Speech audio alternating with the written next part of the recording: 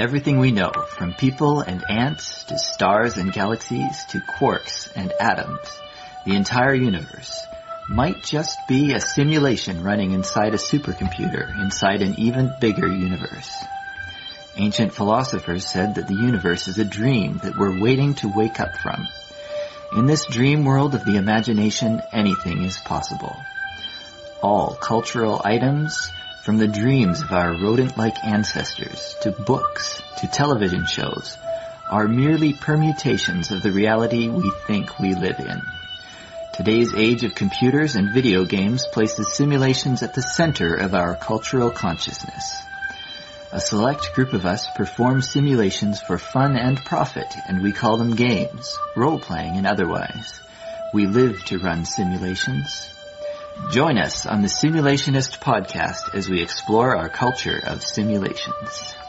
Hello everybody, welcome back to the Simulationist podcast. This is iteration 162 of the podcast, recorded on the 11th of October 2015. My name is Josh Trelevin. With me, as always, on the other microphone that you're about to hear in 1 second as soon as I stop talking. Devourer of eggnog, Ryan Kirkby. Oh, you had a lot of eggnog already? Well, it's not that I had a lot of eggnog. It's just that I enjoy it so much. My daughter enjoys it so much. And my wife was able to find the last one on sale at the store. So it's the most delicious of eggnogs. Nice. Because I grew up with two brothers. And if you grew up with siblings, you know if you get the last of anything, it tastes better because you know other people won't be able to enjoy it. Well, happy eggnog season then. Yes. It is eggnog season because we had Canadian Thanksgiving today, didn't we? Oh, well, it's the or entire is Canadian Thanksgiving it tomorrow? weekend. Or? Technically, it's tomorrow. A lot of people are celebrating the entire weekend long. I'm actually holding off until my family winds up getting in towards the end of the month. Although tomorrow we are going to have chicken and, like the nice yam fries sort of thing going on there. Although, I just realized I feel like a bit of a traitor saying Canadian Thanksgiving. I should just say it's Thanksgiving. Well, that's the thing is the other Thanksgiving. We have an international audience. We must make sure people understand which Thanksgiving we're mentioning. Yeah, it's not New Zealand Thanksgiving. No, it's just the Canadian one as opposed to the American one. Shorter growing season means we get to eat turkey earlier than you guys. Yeah. Do you don't happen to know the history behind why we have a different Thanksgiving? Because I think our Thanksgiving is the original, I believe the predates. Official reason is because the reasons why it's different is because of the shorter growing season, so we have an earlier harvest. I believe the unofficial reason is kind of just like flipping off America. Haha, we get to eat it first. You guys are copying us now every year. Is that like us, though? Is that Canadian, a very Canadian attitude? On some levels, very much so, when it applies to differentiating ourselves from America. Mm-hmm. Why do they have their Independence Day on the 4th, whereas we have ours on the 1st? To make sure they're the ones copying us. Doesn't matter who came first. Every year now, so long as we do it first, they're copying us. I feel like we should just be kind of like hobbits. You know how hobbits have, first breakfast, second breakfast, 11sies. We should be like that. Like we have, we celebrate 4th of July and Canada Day just 'cause. We do sound to have a little bit of extra we fun have on two the 4th. Thanksgivings. It's an excuse to enjoy more turkey. That said, I would make a very poor hobbit, as I usually catch myself not eating anything until after I've done work, so it's like 5 o'clock, time for breakfast. So yes, I'm a very poor hobbit. You'd be a very skinny hobbit. I don't know. I guess, I won't call myself the skinniest guy here, but I'm not as rotund as most people picture the hobbit, so I think I'm okay. All right. I guess speaking of Thanksgiving, it's that season that people eat a lot, so I don't know. I don't know what to say about that. Well, that's the thing is the weather gets colder, more people spend time indoors, combined with, time to eat a big meal. It's a 1-2 combo that it gets you not, under the belt line, but right around it. Yeah. I'm a little bit proud that we never did an actual, although now that I say this we might end up, but an actual episode about food. It comes up every once in a while. What should we do for a topic? Oh, what about, food in the gaming world? Well, that's the thing is I remember the Might and Magic series had some amazingly weird names for their foods. Mm-hmm. I recall one that they took from Monty Python with the name Wolf Nipple Chips. Nice. Yeah. I had a hard time bringing my fictional characters to eat that fictional food with such a horrible name. Do you think those would be like from a suckling mother wolf, like having the like? I just assumed it was from milk? a regular wolf that they just decided to cut that part out and like deep fry it. Okay, so it's the actual meat of the nipple. It's not like the milk residue from a mother wolf. I'll admit I didn't think too deeply on the thing. It's just like okay, yeah, whatever, fried wolf nipple chips. Okay, there we go, done. Yeah. Okay. Now don't eat it and go elsewhere. Go find some goblins to kill in the game. That was how I pictured the whole darn thing. Tangents. What have you been up to this week, Josh? Okay, should we talk about what I've been up to? Well, let me see. In the world of gaming that I gamed and played and watched and stuff, I binged on an old show, the news radio program. Not that old, but it's not contemporary. Like almost 20 years old. So. Wait, when I say I've watched an old series, that means it was in black and white. Back from the 20th century. Actually, this one was news radio was the 20th century. Yeah, my stuff tends to be around the middle of the 20th century. Okay. Like, I binged. I watched a lot of Honeymooners and I Love Lucy. All right. When I say I watched an old movie, that's around the era I'm mentioning. So yeah. Yours is very much more towards the contemporary standards. So yeah, news radio, for those of our listeners who didn't know, it was a sitcom back in the 1990s. The premise was a New York, radio station. New York radio station, a little news station in New York that's always like running out of money and always having budget problems. And they were interestingly forecasted the arrival of the internet and what it would wind up doing to revenues of other media streams.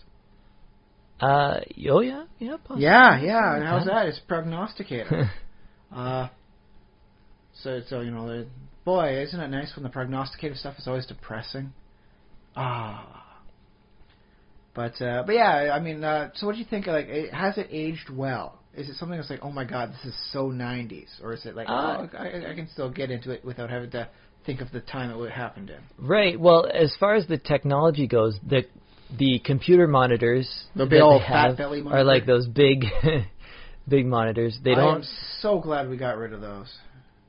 They don't have too much for cell phones. Usually it's office phones. But I think TV shows even now still have those kind of corded office phones. Oh, yeah. It's easier to make the jokes that way. Just look at the old Bob Newhart stuff, at what you can do, where a person's talking on the phone and they wind up like effectively repeating everything, and it makes the whole thing much more funnier when they say that. Yeah, there was one scene where she like drags the phone through the door, and it's like a super long cord, which doesn't really make much sense, but then it slams the cord in the door and then pulls the phone out, and so there's a whole bunch of gags like that. I don't know. Well, that's why you have the long cord. It's just to make sure people take advantage of it, and then, oh, no, there it goes. It's a lot funnier for that, and I've seen people that do that. Well, some places, like when it was all, non-cordless technology, did need the long lines there, because that was something that, I got to get this over to here. So, you got to rush across, the room with your corded phone. Yeah. It was actually like a realistic plot point to some degree. It was... The jokes were extremely funny. That's what I recall of the series back then. It's one of those shows that I really, really liked, just out of, I guess it made me laugh a lot. The commercials were pretty good, too, funny. if I recall, that they had for that. Oh, I guess they took out the commercials in the version I watched. Probably, yes. Yeah. Well, I remember finding that song Mexican Radio through the commercial that they did for news radio.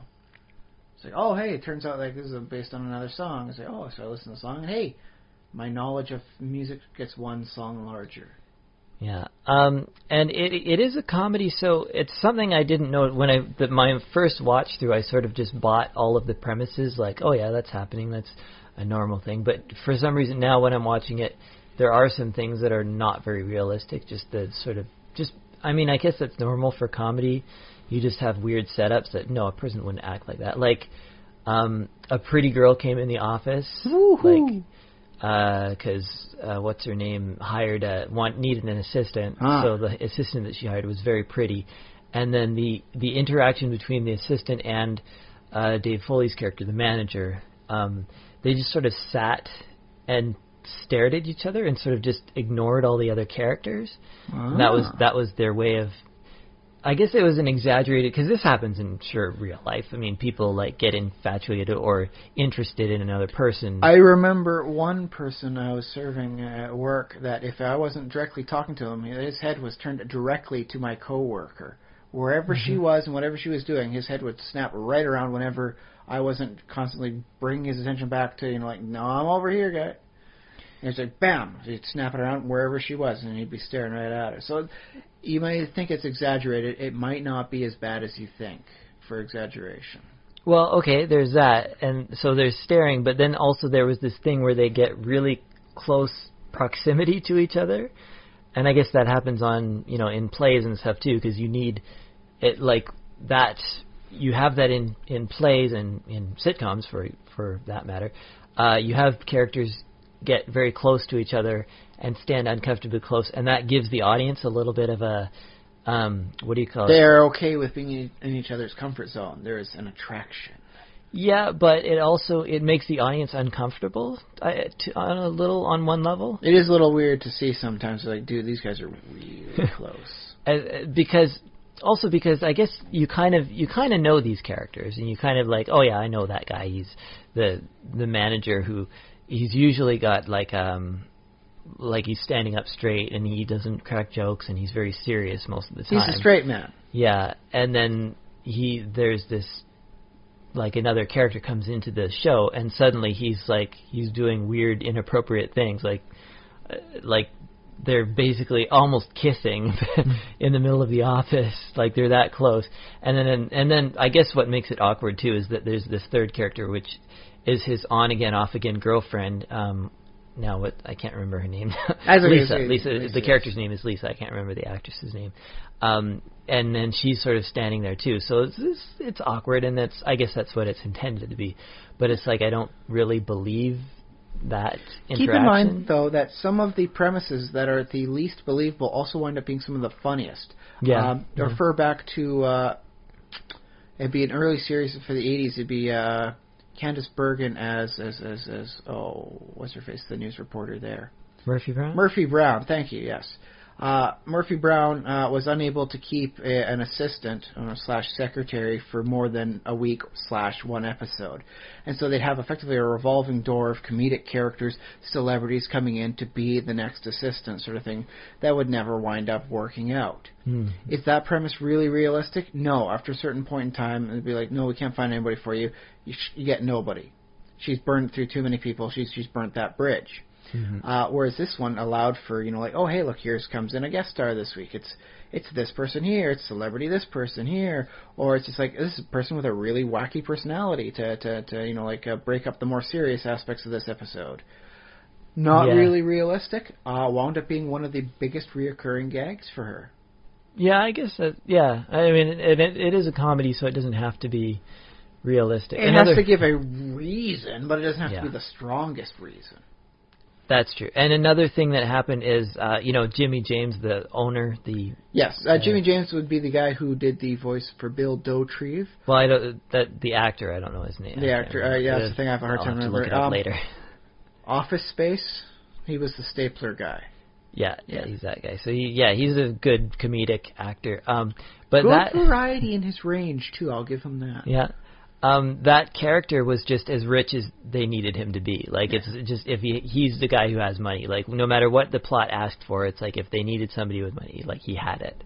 And sometimes he was very irresponsible with money, which is weird. Because he had so much he could be irresponsible with it. Yeah, and he'd make this decision, suddenly the office has to go without furniture or something like that because he made a dumb choice.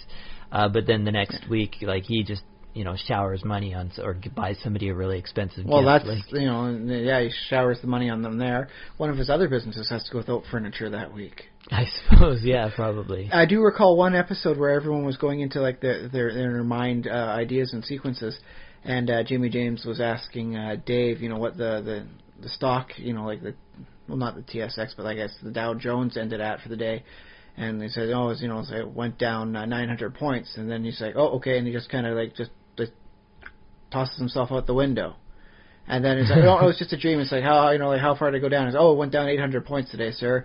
He's like, nah, okay, whatever. And then just walks out the door. Yeah. So I think so. It's not like as though he was like literally infinite money. He did have limitations on that one, but he was comedically rich.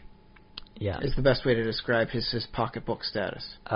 So I guess I complain about that because I for some reason I like realism and continuity and things like that, which I know he probably wouldn't shouldn't be dealing with them at all. He'd be, directly be going through an intermediary sort of thing. Because this guy's got money. Yeah, like why is he hanging out in the in the news Although radio I do believe station? they mention stuff like that from time to time. Is why does he have? He's a pretty good businessman, even though he's a little fiscally irresponsible. Why is he hanging around with these guys in a station that's not really generating much money? He likes it. He enjoys it. That's his relaxation time. They're all effectively there to, unknowingly be his friend. Yeah, so they're like a little hamster habitat or something that he plays around with. They're his his summer retreat, so to speak. Whenever he wants to relax, do some golf sort of thing. No, he doesn't actually go to a summer house and play golf. He just goes down to the news radio office and just chums it up with the people there, which I think is actually kind of awesome. It made him a more awesome character in regard to hearing that. Yeah, that is an interesting thought of the person who's in the I wanted to talk about social class maybe later in the episode. We'll put a pin in that, but yeah. Yeah. But yeah, he is unrealistically, on par with him despite being so much richer than them. Yeah. But yeah, we'll talk about that in a bit, sort of thing. That's going to wind up being our main topic, is that sort of class-based thing. Yeah, one other thing I did this week was, of course, I played a little bit of the Minecraft game. My Minecraft game. What did I do, though? I started... I can't remember what I finished last week. Your horse farm? I was doing, horse barns, so I have a barn for each color of horse now, basically. Segregist. The horses are nicely segregated according to color. These barns better not look suspiciously like a giant bus. No. Okay. I made each one kind of a little bit different, and I added things. This week I added little decorations like hay blocks and troughs of water, and Even though they're not necessary, they do make the place look more realistic. Yeah, that's right. I lost one of my dogs. Do you remember I put name tags on wolves? Yes. And so I didn't have to actually tame them, but one of them went missing. I think he might be around somewhere in my world, but. There is search function commands I think you could use to find him if you really need to. Okay. His name is Killer. Don't ask me what those commands are. I try and avoid that all myself. Okay. Well, I might have to. I don't have cheats enabled, but I think I could go into the file and do that if I needed. Well, I guess you could change it over to like an open LAN and then make yourself as the moderator, so you get all the available options on that. Yeah. And then switch it back to single person later on. Yeah, he might have wandered into a cave somewhere or be hiding deep down. He's just visually out of sight, though. Yeah, but I haven't. I searched a bunch of caves, and I searched all around the forest. Have you checked all the sheep to make sure there's none in disguise? Actually, I was thinking a good way to find him would be to look and see if I found any, like, sheep remains, like wool or mutton. Is there a mod that allows you to effectively dress up as, like, sheeps and cows and all that? I think so, yeah. Sweet. I gotta find that one. I got plans now, man. So, yeah, I lost the dog, and I started a new, like, a house for me, like a little, like, with a... A Josh farm.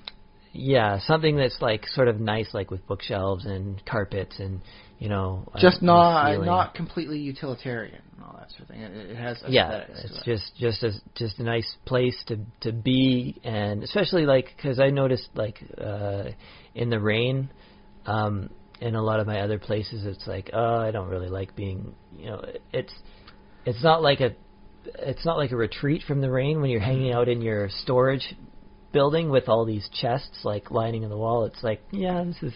Just do what I do and just live in the desert almost exclusively. Well, maybe I should move to the desert. Although I did make sure to change things up enough so that I now have magic forest in there, and I have made the desert rain. So, woo! Yeah. I defeated my own purpose. So I started like a 3-story, like, living house. Basically. Mansion. Like a house where you can live. And maybe I'll add like a little, like a kitchen area. Oh, very nice. And a fireplace. So, Yeah, but that's to do in the future. Very nice, very nice. And I think that's about all I did for the week. Just puttered around in my Minecraft world.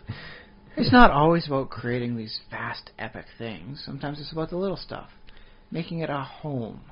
Yeah, that's true. Very nice.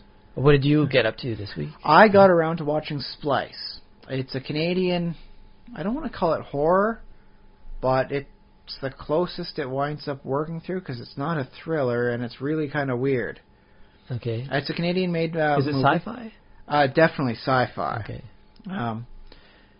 Long story short, two, and I'm going to use air quotes here, rock star scientists wind up deciding to ignore the morals and ethics and create a creature with human DNA as part of it. It winds up growing from what looks to be a crazy little like rodent sort of thing into a humanoid, or very very close to human. The legs don't work. It's got a tail and technically can produce wings and all that, but whatever. And I don't want to spoil too much about it. But I'll say this: one, it's weird and it's twisted and it's messed up in parts, but in a way where it's not like it would ever wind up preventing you from enjoying the movie. It always works with a flow in what they've effectively established. So it's like, well, this is messed up, but it's like realistically messed up, I guess. So okay, keep going. So be it. The pace of the movie worked quickly. Like I told you, it's about two rock star scientists that effectively create a near human being.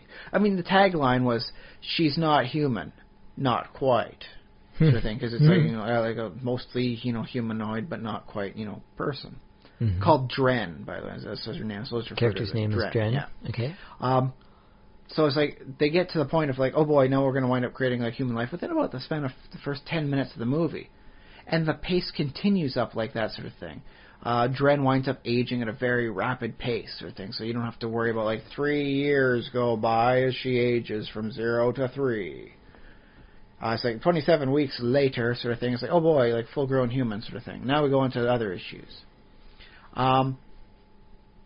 The characters, like the non, mutant creatures, the actual human beings, sort of thing, were messed up in a believable way. So I kind of dug that, but nothing was ever spelled out. Like the female of the two rock star scientists had like issues with her mom. She had she gave to Dren like a Barbie doll, and she said, "I had to keep this a secret from my mom, and now it's for you." She had to hide a Barbie doll from her mom. And then later on, when they're at the old family homestead, you look into her room, and it's like a mattress on the floor and just like a spot for clothes, and that's really about it. Oh. And so, yeah, she was like, having very big control issues going on there. And so it's like, oh, okay, this is very interesting. But they don't just spell it out. Like, she never says exactly what was going on with her and her mom, aside from the fact that things are messed up. So it's like, oh, okay, I kind of dig that, how they don't give you everything. I always like a movie that teases you and helps you form a picture, but doesn't tell you everything. Especially anything that contains a monster in it. Leave some room for me to imagine my part in there, right? Leave a part of the palette blank for me to paint. Let's see here. The special effects worked fairly well. There's a few bits where you could tell, like, oh boy, those legs aren't really legs. It's a CGI sort of thing going on. Oh, there. what year was this movie? It's a fairly recent one. Okay. All told, I'm going to put this in the same category as I put Tusk.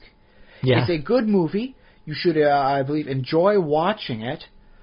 But it is twisted and weird enough that you might not want to have it as a permanent member of your video collection. That's it. It also happens. So get it from the library, in other words. It's a Canadian movie sort of thing, and along with Kevin Smith's Canadian horror stuff that he's working on, it very much fits the theme with what I've seen for how things are going to wind up going. I like that. That could be a new genre, Canadian sci-fi horror. Well, that's the thing, is because like if Kevin Smith's 3 movies wind up being effectively in the same sort of setting, yeah, and then you can work with other stuff that could work into that sort of setting, then you cobble together something like what Lovecraft wound up doing with his stuff. It wasn't just him writing about his as he called it, Yog-Sothory. Other people wound up calling it like the Arkham cycle and all that stuff. And I think that it forms a bigger, bolder picture of a reality that's beyond the scope of any one person who can tell. So if Kevin Smith, you're listening to this, like see what you can see that works with it, and works as in parallel, and just add it to this is compatible with my version of my 3-movie Canadian crazy horror movie trilogy. So there you go. And I like that concept. That it works in because it has the same motifs and same weirdness. Doesn't have anybody screaming like as a walrus, like with their own like leg bones in their mouth. Mm-hmm. But it's messed up in equally different ways. So yeah, I really dug it. And hey, support the local talent. It's Canadian made over in Ontario. Yay! Well, yeah, local Ontario. It's Canadian in that 1,000 miles away. Oh, this is Canadian made stuff. It was definitely not a Hollywood movie. And I saw it while I was a little bit tired, because I've been doing a bit of a change in my schedule sort of thing here.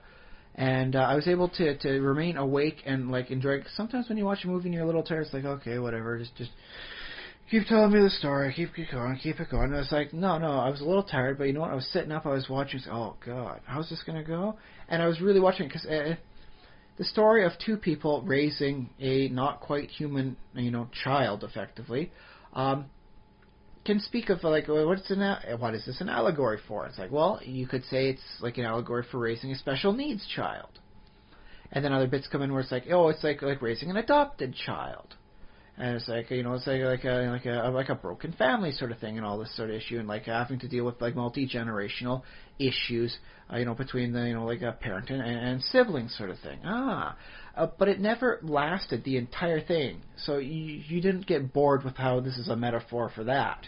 It's like, okay, in this scene is very much, it plays off in this style. Okay, I get this and I get that, and I gotta say the acting was top notch. The actress who played Dren, well, I mean, it's a bit of a hard task to do, to play something that is not human, doesn't speak.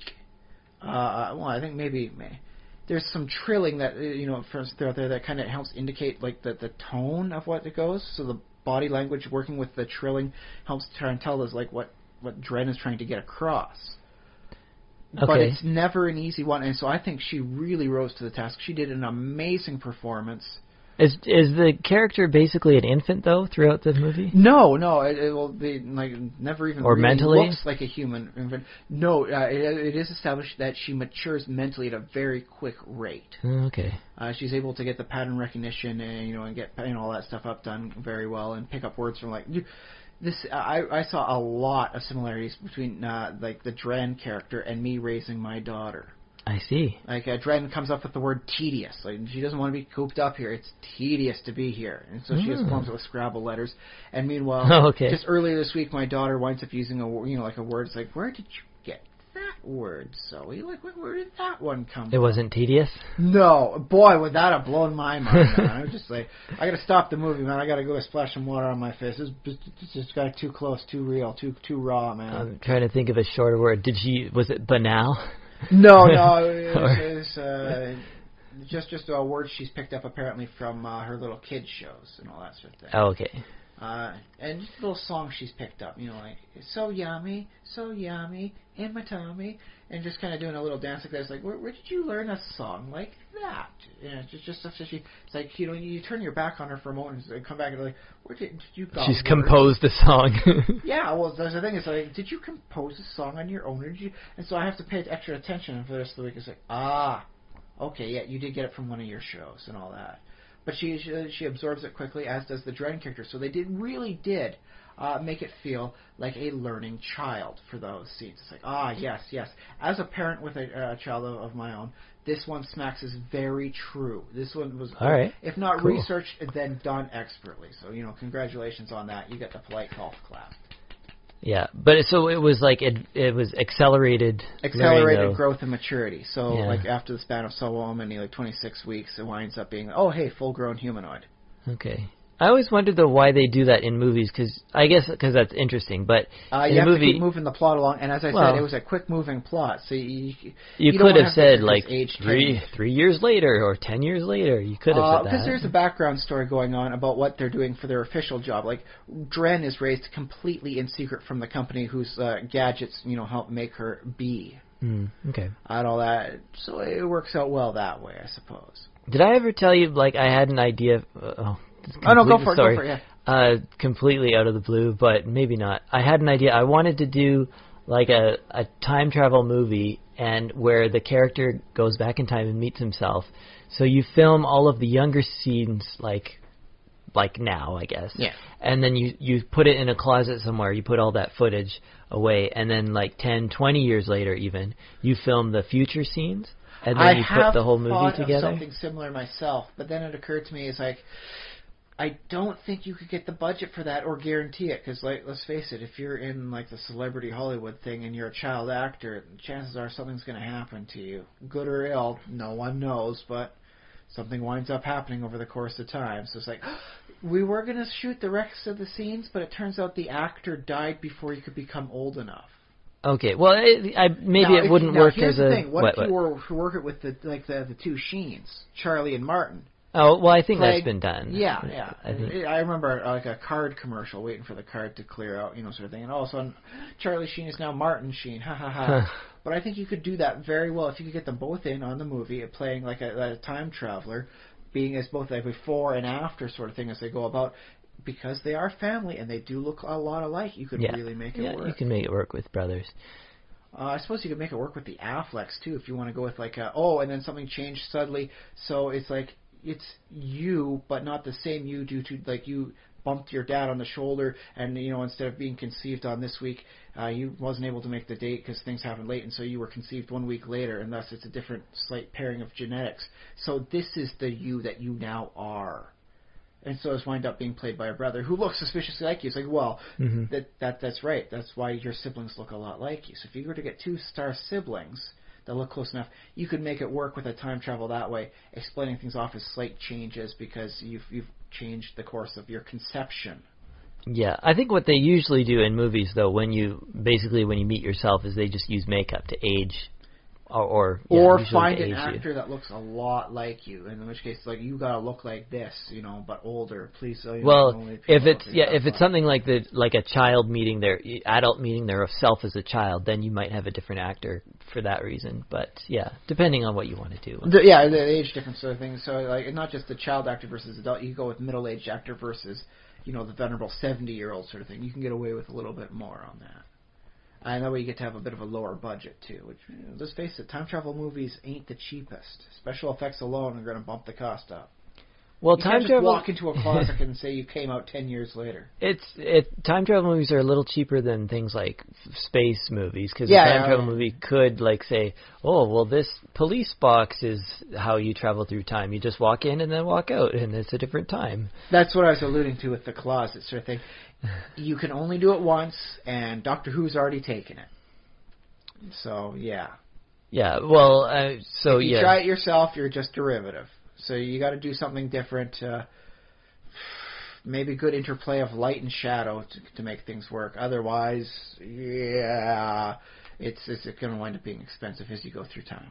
Yeah, CGI-wise. There's a few time travel movies. I remember Slaughterhouse-5 was a little bit like that because it talked about the main character traveling through time, but just sort of in his brain, like his consciousness went back in time, but the rest of there wasn't any fancy machines or anything. Oh, so it's kind of like a Quantum Leap sort of style then. Yeah, Quantum Leap was like that too. But only within his own brain. Yeah. Well, in Slaughterhouse-5 it was just to his own past. Okay, that's not bad. That's pretty groovy. Which I never really understood, but that's all right. You can make some argument about like fourth dimensional chronodynamics and all that. Yeah, sure. Techno-babble it away.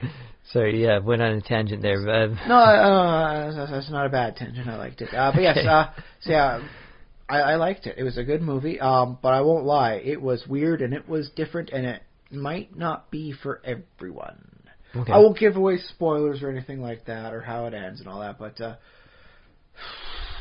be prepared for weirdness, and if you think you might get shocked by it, get yourself a shot of alcohol just to help clear yourself when you're done. Drink alcohol before watching this movie. After. After. Whoa, okay. I can't believe that happened. Whoa, there's my shot. I see. All right, on to the next thing.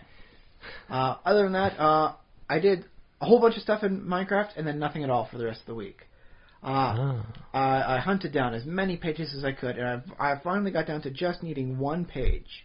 The color of fog. This is Thaumcraft? No, Ars Magica? This is the Mistcraft mod for it, where I was going to make my own world. And I got everything, and so I saved it up, after compiling up the world. And then I checked it out, and it's like, okay, yeah, everything works out here, and I might do a little tweaking here and there. Sometimes when you use the color black, it makes things invisible. Because that's how it works sometimes. So you could go like black foliage, and then like the leaves would just not be there, sort of thing. Okay. So I wanted the clouds to not be there, and instead I have a bunch of black clouds floating underneath me, so I might tweak it. Okay, so you made your world, and you... Well, I saved and backed up my save beforehand, because I don't want to have to try and get all the pages back again and redo all the other stuff. I'm going to do the one thing, and then I'm going to tweak it, try a little this, a little that. For instance, I wasn't able to get the watercolor how I wanted it. I wanted like a nice light, like maybe silvery watercolor, something like magical and special. Turns out silver and white don't work for watercolors for some reason. So I'm thinking, I don't want to do it green because then it looks like full of moss and mildew, right? Okay. I don't want to do yellow because then it looks like the trails of urine going there. Okay. I might make a world where I have a giant statue that's urinating if I feel particularly immature for a long enough period of time. Right. Blue is already the color, so I can't do that sort of thing. And it's like, there's only a few colors I have. I might want to try mixing them because I can make it like a dark blue and shift things around. But it's like, I think maybe I'll just keep the watercolor natural. So I'm still working on that stuff. But then it's like, okay, here's my blank canvas, my perfect place to do what I want. And I'm going to make myself like a sanctuary away from all reality to store all my great stuff so that I can wind this world down, and then when I want to start up a new world, there I go, and then there's a goal for me to get back to my safe haven sort of thing, my sanctum sanctorum. Yeah, it's like a demi-plane in D&D terms. Basically is what it is, yes. A nice little demi-plane storage zone. So I start writing down the stuff I'm going to need. Okay, I'm going to want to make sure I've got ores that I grow through my ore mod, and then I'm going to get the growable ore so that way I can grow diamonds over a very slow course. I tried looking at the accelerated page, which would make the ticks happen more randomly, but it turns out even one page of accelerated makes things very unstable. So it's like just try sipping it in, just one page. It's like I go into the world, it's like lightning everywhere, and then it's like, oh, things are going on. So neat. I'm poisoned, and everywhere I go, I'm like being poisoned, and I'm super hungry. And just from one page. So then, okay, save and quit, restore the old world. Let's try it with 5 pages. And it's just like, oh, I'm dying. I am poisoned. I am slowed. I've got like 7 different negative status effects from like being poisoned, on there. Lightning is shattering everywhere. I see, meteor shooting down. Thank goodness it's a void world, so they're not hitting anything. But it's like, oh wow, there's no way this is happening. So in the end, I just went with the basic world. It's not going to wind up going extra fast, so I won't be able to grow things quicker than normal. And they do have things set with the growable ore mod to grow extra slow. So either you wait your turn to get your product, or you have these vast fields of product to grow. Whichever way you want to go about it, I suppose. And so I'm thinking about this. How am I going to put everything? I'm going to need animal farms so I can grow stuff here. I need a mob spawners here so I can wind up having my golems just kill the mobs for their loot and just collect that all together. And then I'm going to need this. I'm going to need that. And I spent like this is day 5 of just trying to put everything out onto a piase of like a paper, not a real piece of paper. I'm writing this all on a notepad. Yeah. Text file. What I'm going to need, the dimensions I'm going to need for it, and some notes about what I'm going to try for a stylistic design. The main area I'm going to want is like some sort of like step pyramid sort of design. I don't know if it's going to be full step pyramid or some sort of like maybe multi-tier thing where I've got multiple points going on.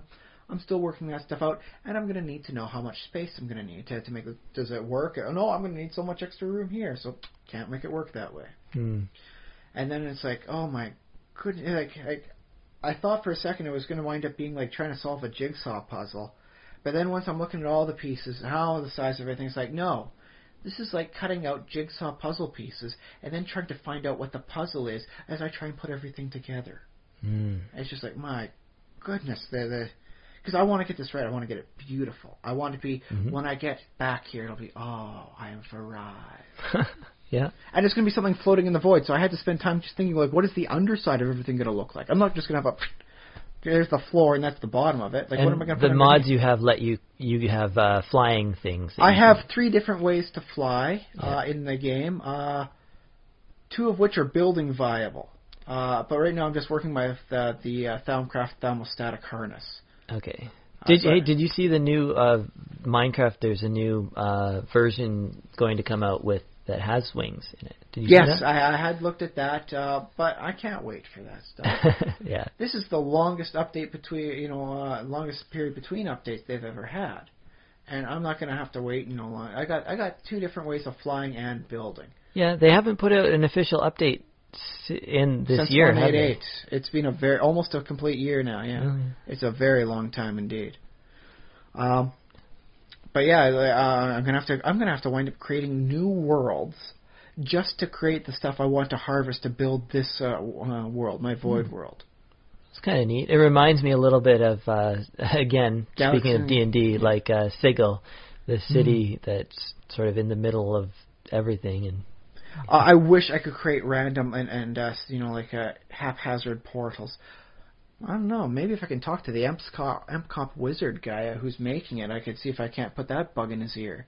Make an unstable portal that would link to anyone, but at the risk of hurting you or something like that. Yeah. How do you get between worlds in this? Well, it's based off of the Myst series. So the basic way is you look at a book, a proper book that you've made or just a random book that you've assembled that will take you to a world sort of thing. Like the current one I've got is 72 pages long for a thing, which is a rather long world. Otherwise, to create a thing, you just go to a book bindery and then you get a piece of leather and like a starting page and say that's it, and then just really hope the automatic filler that the mod does for you when you leave out pages will fill it in a way that doesn't cause problems. In my experience, it's about 50-50 odds.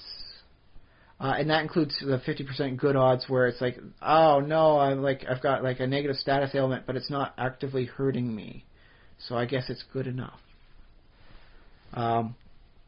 Otherwise, yeah, there have been worlds where it's just like scorched sun. If you or poison things where if you are just exposed to the sky, you will start taking like damage. You'll start burning. So it's like you better get underground really quick. So you can either take those books back or forth, or if you can find the crystals, they're just like a blue crystal block. Looks very nice. Sort of thing. You can wind up assembling, like a portal, kind of like to the Nether, and then you just put another block outside on that, and you put the book on top of that, and it'll create like an open portal for you to walk through. And that's the sort of thing I'm thinking about for my entrance, exit sort of thing. I'm going to want that, but I think I'm also going to have the underside of all my buildings with a little, like a slightly curved dome that's holding everything up. These blue crystals will do that. Ooh, neat. So I'm definitely thinking in all 3 dimensions. And it's just like there's so much to consider. I spent the last week just wandering around my town, just double checking. It's like, okay, did I remember I want this? I want that. And should I put this up? Maybe no. Okay, I think I'll have a second smelter just for the humans, so I get when the villagers drop down, I can get myself emeralds as need be. If I'm going to need emeralds, I'm probably going to need people to trade emeralds with, so I'm going to have to make my own trade depot. Where am I going to put my trade depot off of? And it's just like, oh my gosh, it's just like fractally expanding in my head, and it hurts. Like I've literally gone to bed with headaches just from thinking, where is everything gonna go?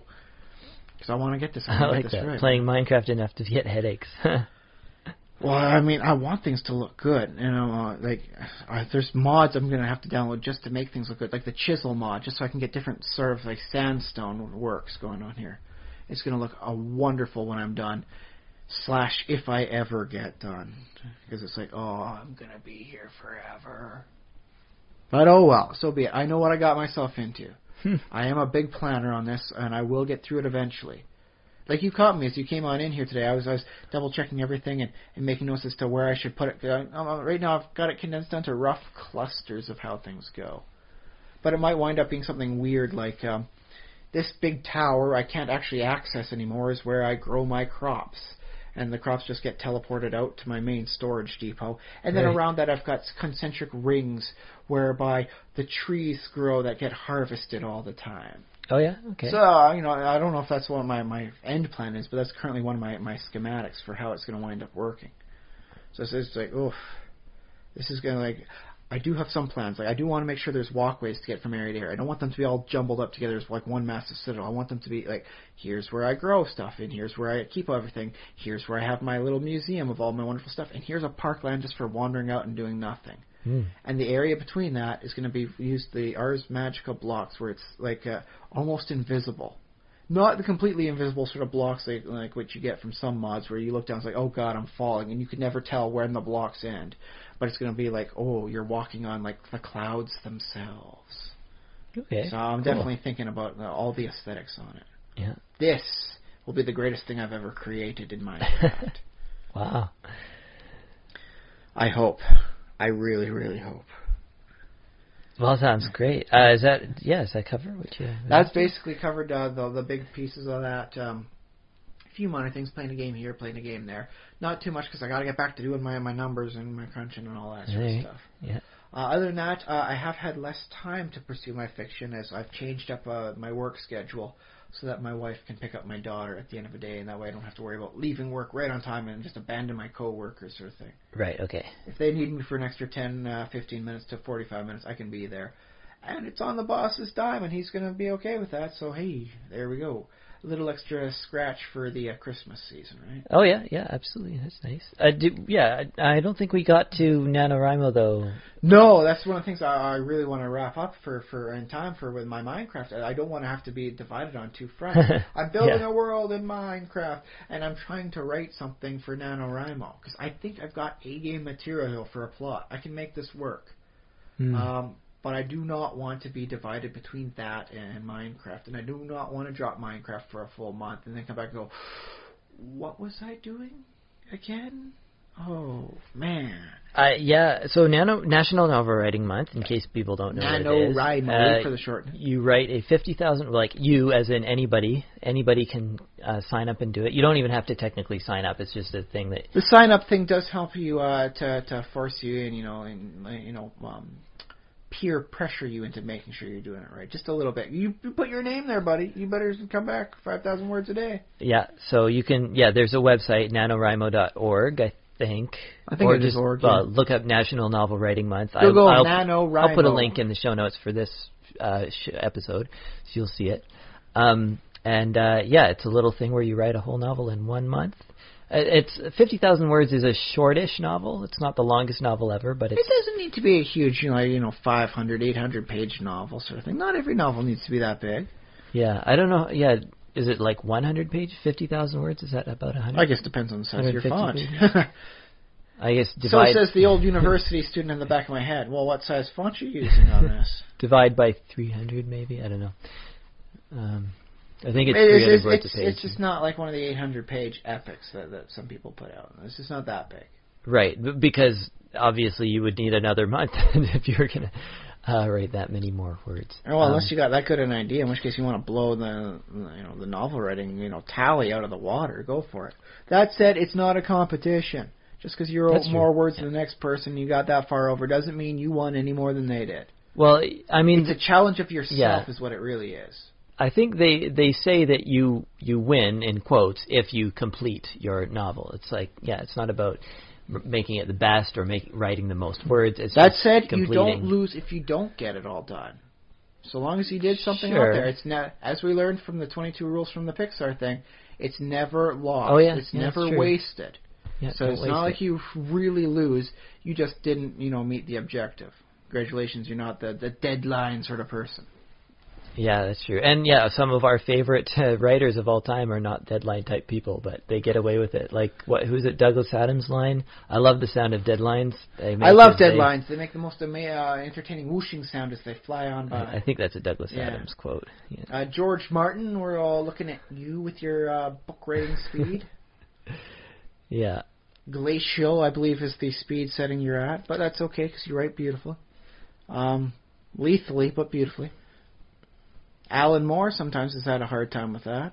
I remember when he was writing The Watchmen, things were so tight for time.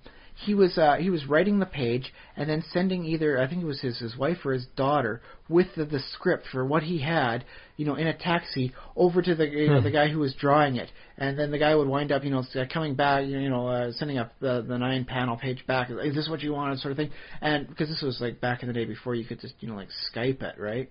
Yeah. I think Alan Moore must love Skype when it comes to the collaborations. Because it's saving him a fortune on taxi fees, if nothing else.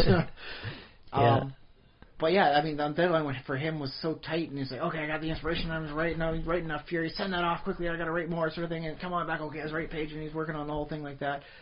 You know, deadlines don't always agree with the creative process, so don't feel like you're compelled for it. But it is the eye of the tiger. It's rising up to the challenge of your rivals. So, please don't sue me, Survivor.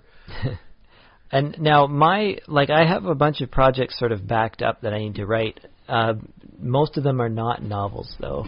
So I'm wondering if I should. Well, maybe the thing about having projects backed up is it might be the case that I'm the putting them format off. You're currently trying to do isn't working right. Yeah, I might be putting them off for a reason. There's a reason why I haven't been working on them. So it might be a good idea to just at least try a novel just to see if that gets somewhere. Gets the creative juices flowing. I won't lie, a novel being written by me I would love, and I guess I'd have to talk to our sometimes special co-host Kathy and see what she can help me out if I do get this written up nice as to actually getting it published to any degree. So hooray on that one for me if I get that, and she can help me. Otherwise, I wouldn't actually give my hand at trying out something like writing for screenplay or like the comic script format. Mm-hmm. So that, I can tell a story in something that would be translated into a different media sort of thing. Because that does have its own interesting challenges too, because you got to convey things across. Yeah, that's true. And I suppose the other thing about novels and screenplays is they sort of sometimes people will novelize a movie, or sometimes vice versa. Not always faithfully. Sometimes Yeah. it doesn't always work against it. I remember reading the one for Gremlins 2, and the bit where the Gremlins go all meta and they kind of wind up ripping apart the movie as you're watching it. Doesn't play out in a book. Surprise, surprise. Okay. I think the guy wound up doing some pages, a little bit of garble, and then doing an apology to the goblins, tied up the writer, and he wound up doing that. He put in for the sake of completeness and showing that. Now back to the regular, adaptation of the movie. All right. Not a bad book, if I recall. It was actually decently well enough written on that. So I mean, if you find a copy of the Gremlins 2 novelization of the movie, don't be afraid to pick it up. Don't think it's going to be horrible. So says 1990 something memories that I have. Okay. Yeah. And of course, IFCon is coming up at the end of the month. Yes, Just a little reminder of people. Halloween and November 1st. It straddles the weekend. Yeah. So that's what we got coming up in the world of fiction, and the world of fiction that you can participate in if you're in Victoria, British Columbia. Collaborative fiction, I suppose. Yeah, you can go to a convention. Oh, and of course, there is Roll for Initiative, October the 24th, which is something I was trying to hint at for you too, because I couldn't remember the date this month.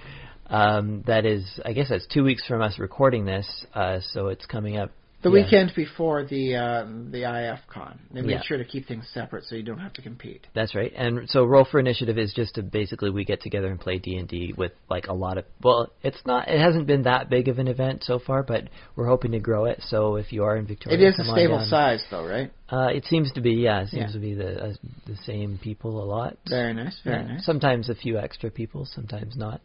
But yeah, we're hoping that it grows and it becomes something really awesome. Excellent. So yeah, I'll put a link in the show notes for that also. Oh, good. So shall we get back to that pin you mentioned earlier about Jimmy James being so much higher class than everyone else because he's rich, and yet I got air quotes slumming it, or just being casual with people he has more in common with than I guess the other rich guys out there in New York. Yeah, well, I was going to bring this up as a sort of a general role-playing game topic, or even story writing in general topic, is the fact of there exists social classes in the world that you're writing, especially if we go back in time a little bit. We have some very arcane and elaborate systems to divide people up according to... And these are things that aren't easily changed. I mean, they say Gandhi broke the caste system that they had there with your untouchables. But there are still people that are less willing to touch, they're not actually untouchables in India still. Yeah, that's true. Even Gandhi couldn't shatter it completely within his lifetime. Sometimes we think our modern society doesn't, we don't have class, but in a lot of ways we kind of do, or we're forging new versions of classes all the time. I do recall one person saying... the poor white man has more in common with the poor black man than either of them have in common with either the rich white man or the rich black man. And I guess that does sort of ring true. I mean, like, what do you have to talk about with somebody who, like, has yacht problems? Yeah. Aside from, I'll clean the barnacles off for minimum wage. Put her up in dry dock and I'll get going, sir. Of course. And then, we played a D&D game that might be set in a medieval society, which has kings and queens and dukes and knights. Yeah. And then around the Enlightenment period, maybe before that, but they started classifying these classes, There's where that word comes from, classify. They divided people up into sort of, there's warriors, fighters, there's clergy, there's aristocrats, and then there's peasants. So they have like the 4 suits in a deck of cards. I guess I think something like that. Yeah. Yeah, the clergy would be the heart. The aristocracy, the noble, would be diamond. The warriors are spade, and the peasants are the clubs. Peasants are clubs. I think that's about right. Yeah. Yeah. And now you know why the deck of cards has the suits that they do. And then, you can compare those to the tarot suits, just because spades are swords. That explains why warriors are spades, because that's swords. Cups are hearts, because they drink out of fancy cups, I guess. Well, this is the blood of Christ. Take a sip. Okay, yeah. And aristocrats are diamonds, because diamonds are valuable, and they also translates to pentacles, which is basically the symbol that you find on coins. That's what you see in the tarot. Although if you see very many coins in the real world with pentagrams on them, I don't think they're considered legal tender in most areas. Yeah, probably not. I mean, which is odd, because down in America they got like a dollar bill with the Illuminati eye, but you can't spend a pentacle coin anywhere. Well, you have to choose your iconography. I wouldn't be surprised if some money somewhere had a pentacle on it, or a pentagram, or a 5-pointed star on it somewhere. But I mean, technically, the United States flag has 5-pointed stars all over it. So only as many states as they have. Yeah. So, but I guess it'd have to be upside down. I don't know how that works. And what? Yeah, clubs are wands. So I guess it's supposed to be like a crook, like a shepherd's crook, also could count as a club. Or I do recall a good deal of their images, thanks to some of the old video games like The Fool's Errand. Look it up if you get the chance. It's a great game. And I do not recall very many of them being used for mystical purposes. So these things were basically walking sticks or staves. Okay, yeah, staves, yeah. Or the magic staves. Or like a threshing tool that do you remember how like Japanese weaponry, like the nunchucks, all based off like of that. The farming stuff. Yeah, those are all peasant tools because they weren't allowed bladed weapons, which would be the spades. So they have to have these sort of blunt things like staves and staves or stuff like that. Well, I mean, it's a walking stick. You got to use that to get your sheep in line and hold yourself up because you've been walking all day, and cars haven't been invented yet. There you go. Yeah. Classes. I mean, I guess there's a lot of places we could go with this because there's a relationship between race and class. Like, how many, do dwarves have the same type of class divisions that elves or gnomes do, for example? Well, they always say like the dwarven king or the dwarven thane, so you got to assume like a Scottish sort of hierarchy there. Mm-hmm. Although I must say I do like Eberron with their effectively merchant houses. Yeah. So that was a nice departure from the norm. Still plays into the dwarves being like rich because they mine all the wealth out of the world, sort of thing. So be it. Yeah, and something like elves don't someone see was wealth asking as being a big thing because they're all a bunch of flower pickers. It's like, ooh, look at you! You got the most flowers. I guess that makes you the elf king this month. Yeah, I remember someone asking on one of the internet forums I was on that what does an elf peasant how is an elf peasant different from an elf noble?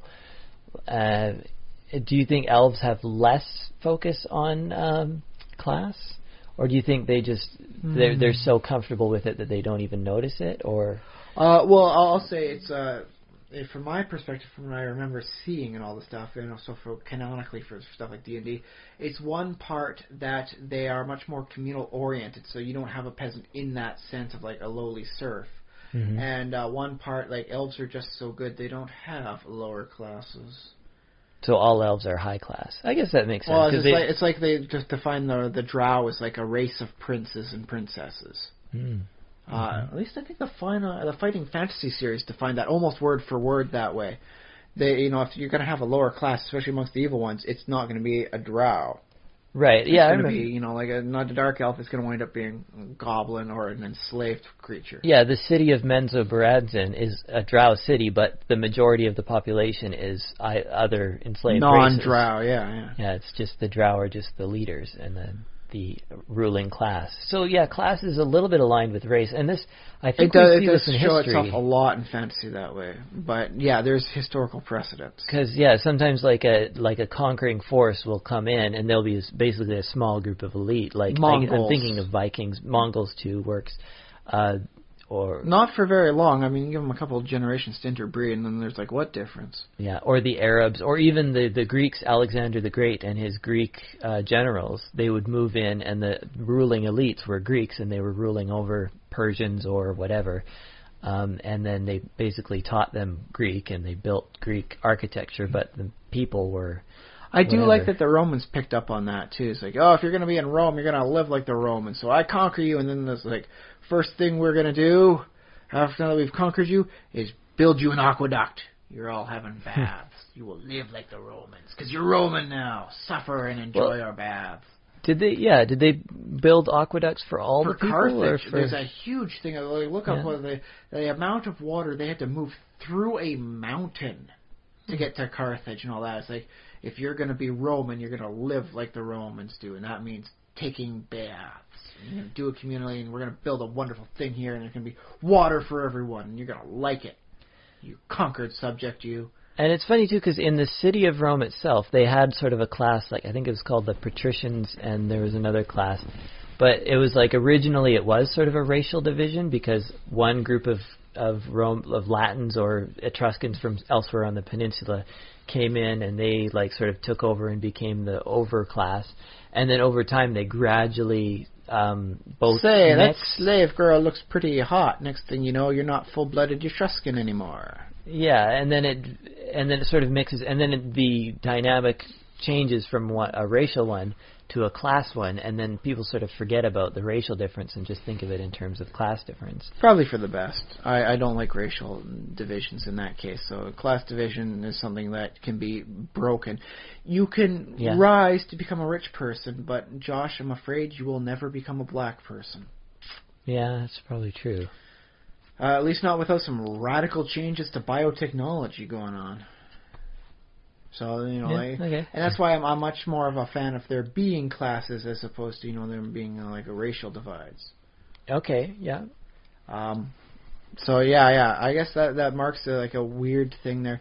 Because, there have been some classes, as I mentioned, like the Untouchables, so that was effectively like its own subgroup, because you don't even touch them at all. So the only people they were having families with was other Untouchables, so you wound up effectively having these...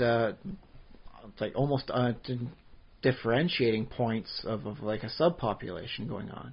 Yeah. So if in D&D, like if you get to choose if you're playing a character or if you're for 5th edition, it's easy. Just, you either take the noble background or you don't. Yeah.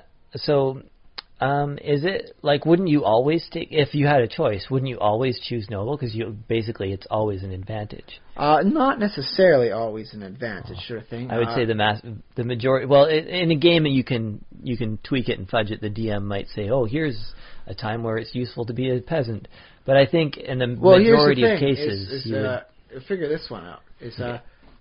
What would you rather do? Try and attack the 20th level barkeep that owns the bar, or kidnap a 2nd level fighter noble? Turns out being, like that noble background doesn't help you in a fight, and yes, you're much more prone to being kidnapped in some cases. Because, dude, you come from money. You're worth money. So, sack over the head, beat you unconscious, send out a ransom note. Well, it might depend on how powerful that noble's family is. Spoiler alert for your characters in any of my games that actually have the noble background. But it's a legitimate fear you have to worry about. I don't know. I think there might be a little bit of metagaming there, because the players would be like, the DM wouldn't just like have us killed in our sleep for doing Not killed in your sleep, but kidnapped in your sleep, perhaps. Kidnapped back. Reverse kidnapped. Or revenge kidnapped, I guess. Well, like poor people need money, and and the rich people have money, so kidnap a rich person and ask for their money in exchange for a person back again. Yeah. So there you go. But also, like, rich people can afford to hire assassins. Yeah, I guess it depends how much you're asking for. It's like, well, we would hire the assassin to kill you, but you actually asked for a fairly reasonable amount, so take your 200 gold coins and give me back my nephew. So in which case, I guess a smarter peasant would wind up, making sure it's like, how much does it cost to hire an assassin? We'll ask for about half of that. So either they're going to hire an incompetent assassin, or we make off with the money. Okay, yeah, that makes sense. Well, I mean, because they do that in the modern day with lawsuits. I'm going to sue you for this, and it's a adequate reason, I suppose, but I'm only going to ask for so much money that it's not going to be worth you getting your team of lawyers out for longer than a week. Yeah, well, you can sue them for whatever amount, but then, in negotiations, you can settle for an amount that's less than what they would have spent. But that's the thing, is some places will do an automatic settle if the amount you ask for is low enough. It's like, our lawyers cost more than this if we keep them up for too long. Even if we go for, the thing and go down to settling, it's going to wind up costing us more. Just it's a valid enough reason. We're not going to argue that. Just pay it off. Take it out of the petty change drawer. Yeah. Well, it's a viable tactic, folks. If you got a reason to sue, don't get too greedy. Just get your money and run. Okay, so that's one thing about class, a negative side to the being the higher class. That said, it does open many doors to be a higher classman. Yeah, that's what I'm thinking. You can get audiences with powerful people. You could just make it to the ball sort of thing. It doesn't need to be an audience. You're in the social circles with the higher ups. Yeah. And that alone, I mean, it is, as they say, it's not what you know, but who you know. Yeah. It's not always a meritocracy. Although, like in D&D, I suppose you're often an adventurer, and adventurers get special passes about social mobility. There are a lot of cases where I've seen presented where like the adventurers would be like the new hotness sort of thing. They're almost like having like a what's your face, Paris Hilton with her tiny little dog that fits in her purse, the little Chihuahua thing, right? The Chihuahua purses were like a fashion trend. So the Chihuahua is the PCs, adventurers? Yes. The players wind up being effectively like, oh, look at me. I have my own adventuring group that goes out and does stuff for me. Say, adventuring group, I need you to bring back some lore from the forgotten walls of the crypts of Khazad-Dû. And then they go off and do that. It's like, look, I command them to do that. They're so well trained, my adventurers. Isn't that wonderful? And here, I'll come and show them to you all. Let's all come into my wonderful garden party, because it's not always like ballroom extravaganzas. Yeah. Full plate armor doesn't look good in a ballroom sort of thing. So you go out in the open sort of thing, and then it's like, oh yes, and the players get a chance to hobnob with the higher class they wouldn't normally get because they got their patron, and all they have to do is act like effectively like a trained monkey. Yeah. Yeah. Or they could. Speaking of places they could go, they could have a tournament and have them fight against each other and stuff. Like the different champions of the different nobles. And you know what I find interesting about that is it seems nice. It's like, oh yes, we have a patron who does this stuff for us, but let's reduce everybody down a little bit on the hierarchy of things. And then what do you get? But like a slave master and some slaves in like a gladiator coliseum thing. It's like, oh. And all of a sudden it doesn't seem so grand because it's not like I have a patron. It's like, no, I have an owner. If I don't do what he says, I will get either sold or whipped. He gets to choose what my name is. Do you think halflings have social status or social as they're played in most editions, class? Not the same way. The more nomadic they wind up getting, the more it winds up going to more sort of like tribal type society. Mm-hmm. But the standard style halfling they've portrayed throughout most editions have been there are no halfling kings or halfling queens. They're just like little communities and that's as big as they might gets. Have like a chief or a mayor. The mayor is about as high as their strata gets, and even that is like elected by the people. So you shouldn't be going too much higher than them if you want to go up for re-election, right? So for them, I don't suppose you see too much for halfling warlords either. So the other, like the military societies don't really divide themselves up quite the same way. Mm-hmm.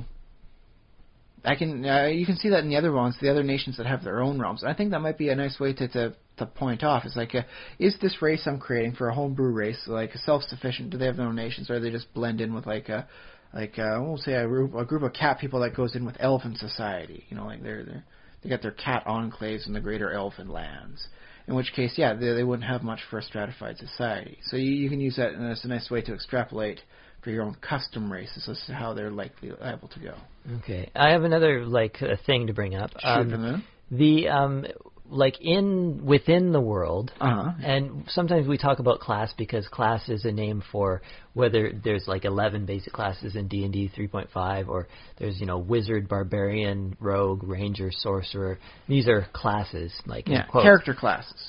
But as far as the sort of in-game conversations and stuff, I wonder if when they speak of class, do they think of sort of social class? Do they think of upper class, lower class? I think they do. I believe in terms most of warrior in-game terms is relied as like a profession. Yeah. So it's being a wizard is like being like an academic like professor.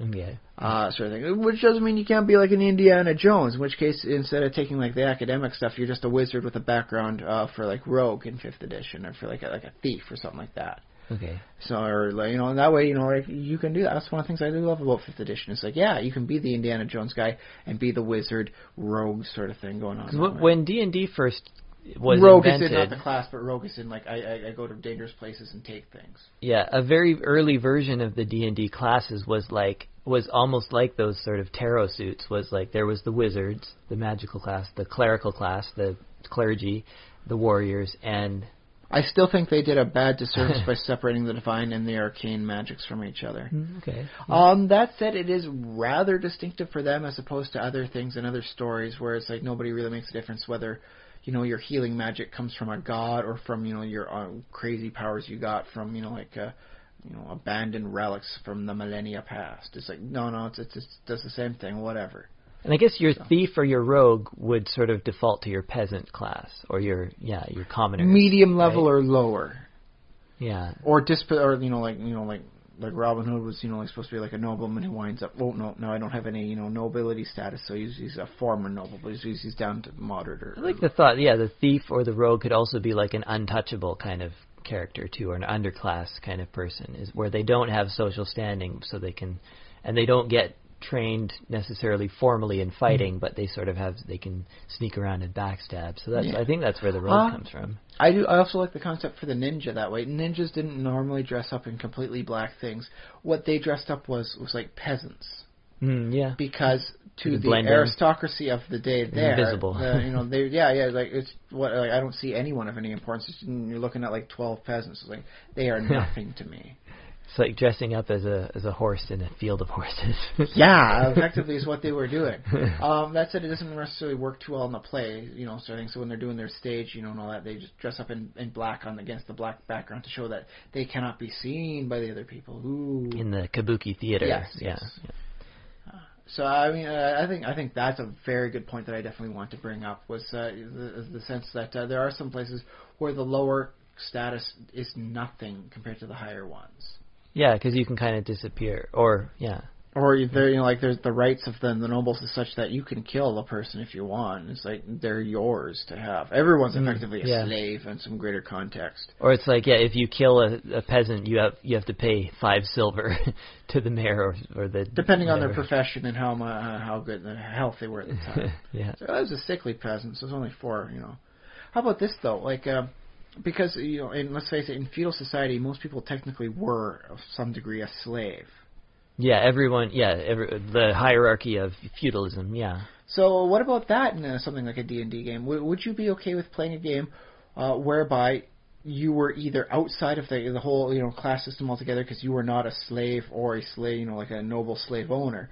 You were just like some sort of crazy murder hobo outside society. Mm-hmm. Versus the fact you can be like an elite agent, but you are owned. You may be good. You may have many hit dice. You may have magical weapons, but you are owned. Well, I like your point just a second ago about being able to kill. So if you don't have any lord over you or no allegiance, then basically anybody on the road can just be like, oh, okay, you don't. You are effectively the same class as monsters. Yeah, so they could just kill you. It's completely all right to kill you and take your stuff because it's not like you're owned by anyone. Yeah. It's not like you're an owner.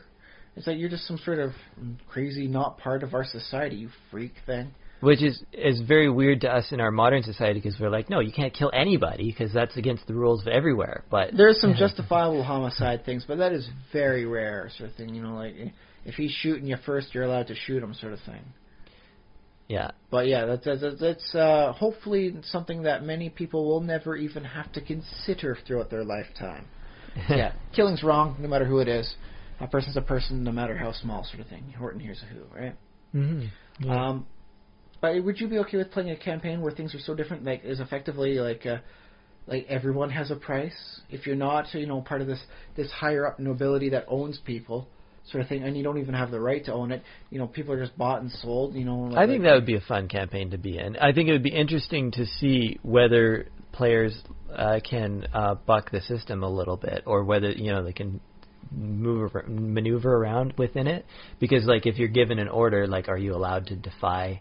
If your king wants you to do, or your king, or the next, what's your... We'll call him Whipmaster. No, there's an actual name.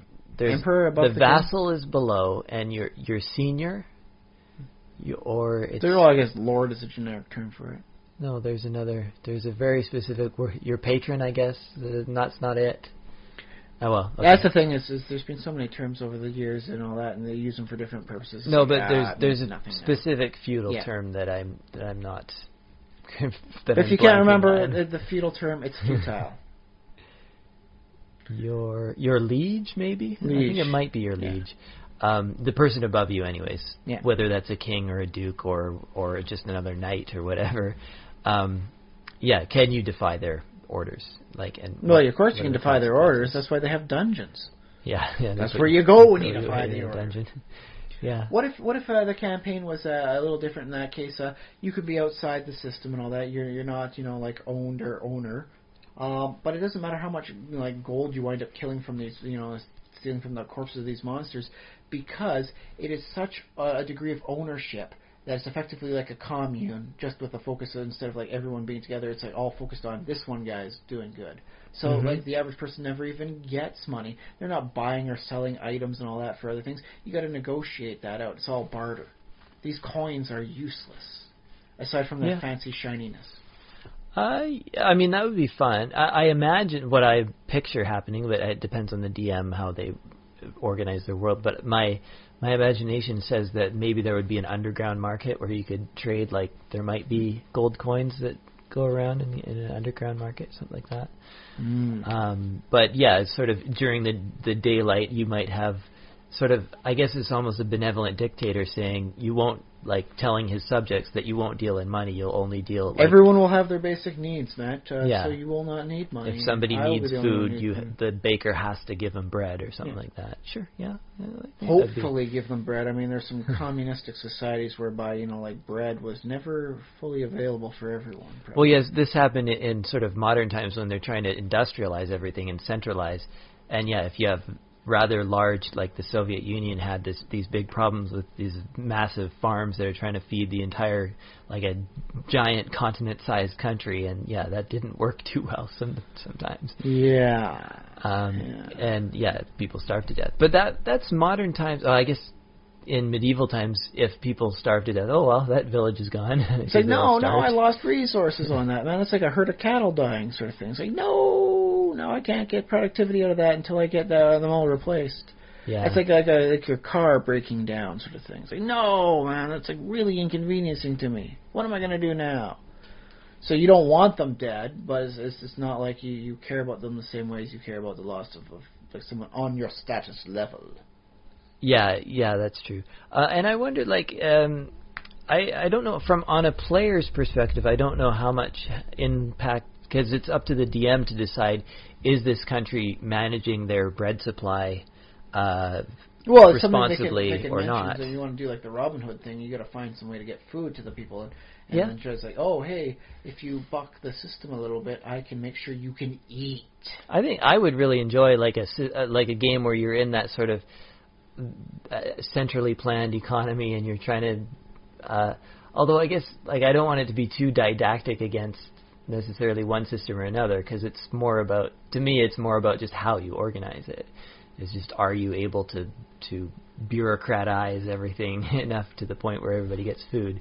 And then, yeah, if you're the hero, you're sort of doing this rogue operation, getting bread to people who need bread. So, I don't know, it'd be fun, I think. Okay, well, we could even work it better, so get rid of the gold coin thing, by further. What if the underground market sort of thing wasn't based off of coins, but based off of, like, information? Like, you're not supposed to be able to read, man. You don't need to read. You're just a peasant.